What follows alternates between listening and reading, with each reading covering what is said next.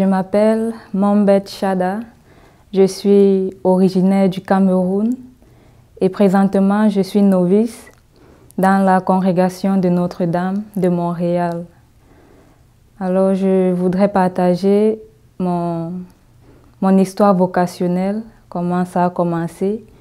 Déjà, j'ai grandi avec ma mère qui est une femme très croyante, une chrétienne catholique très engagée et elle nous a transmis à tous ses enfants, elle nous a transmis cette foi catholique. Et donc j'étais dans le groupe des enfants de chœur, les lecteurs et un peu dans la chorale aussi. Et plus tard dans le groupe vocationnel. Mais quand je grandissais, je voyais les sœurs, mais je ne me voyais pas vraiment devenir sœur. C'est vrai que c'est un désir qui venait et ça partait, ce n'était pas constant.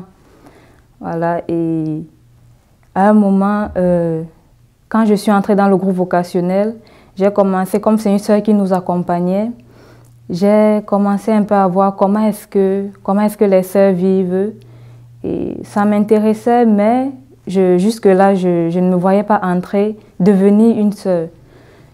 Voilà. Et mon objectif à moi, c'était de devenir ingénieur en informatique. C'était ça mon grand rêve. Donc, après le bac, je suis entrée dans un groupe de prépa concours. Et dans ce groupe-là, il y avait un professeur qui nous aidait, il nous donnait des cours pour qu'on fasse un concours précis. Un soir, j'ai pris un livre et dans ce livre-là, il y avait une méditation sur la passion du Christ. Et donc dedans, on revoyait toutes les douleurs du Christ, tout ce qu'il a traversé, comment il a souffert pour nous sauver. Et on parlait aussi des douleurs de la Vierge Marie.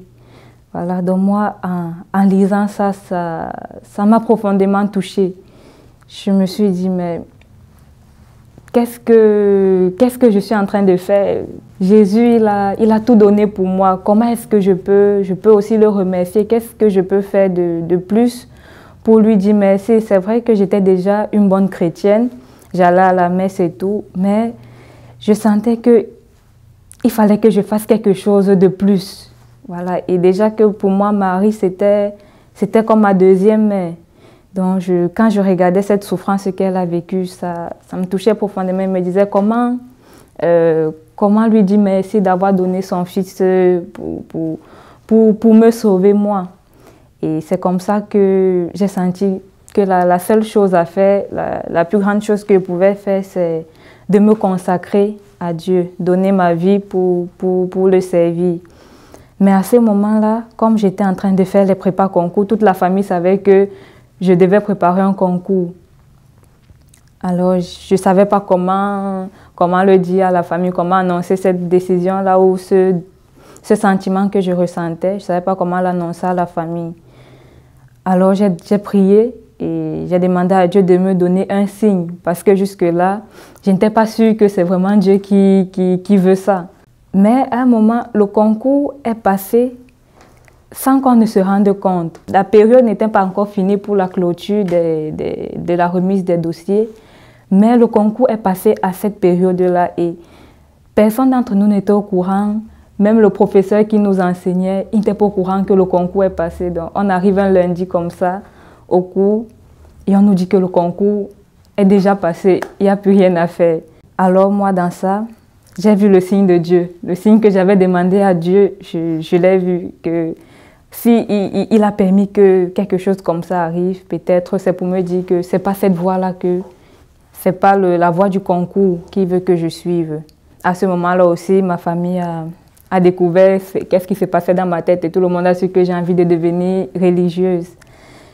Et pour eux, ils ont pris ça dans un sens où j'étais troublée par ce qui venait d'arriver, le fait de ne pas avoir pu composer et tout ça. Ils ont dit que ça me perturbe un peu. Donc si je me calme, ça va aller. Et finalement, je les ai crus et j'ai dit que bon, peut-être c'est vrai que cette situation m'a troublée. Et je suis partie à l'université. J'ai commencé mon cursus d'informatique à l'université.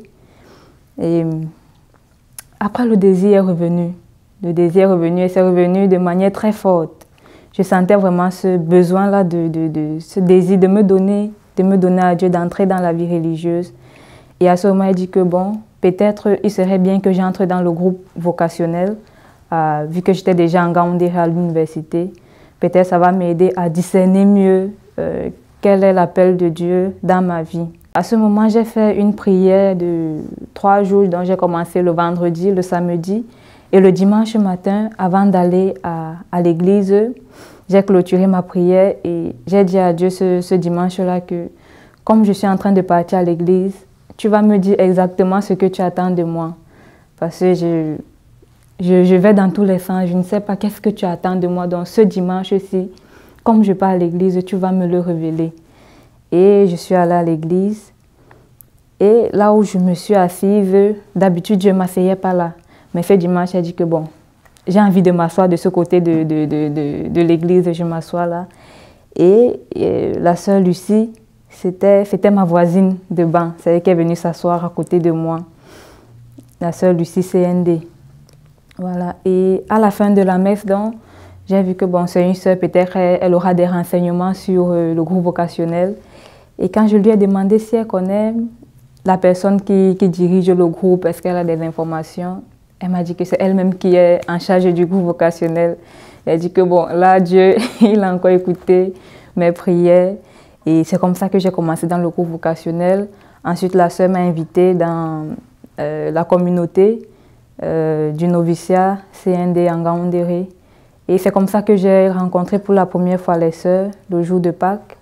Et voilà, j'ai commencé à causer avec la sœur Lucie et elle me demande, est-ce que tu sens un désir pour la vie religieuse? Est-ce que tu es prête à... Est-ce que tu as envie d'entrer?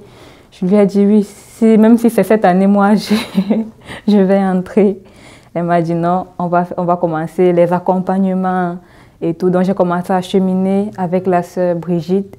Et c'est tout doucement que moi-même, j'ai pu confirmer cet appel-là, que cet appel venait vraiment de Dieu grâce à cet accompagnement que j'ai fait.